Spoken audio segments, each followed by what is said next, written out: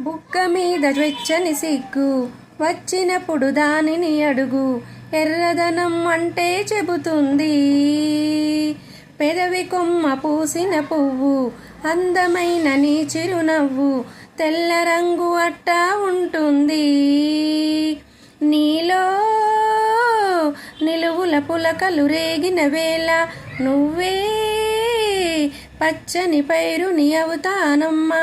దిగులు రంగే ఆ ఆ నలుపు అనుకో ఆ ఆ ప్రేమ పొంగే ఓ ఓ పసుపు అనుకో ఓ ఓ.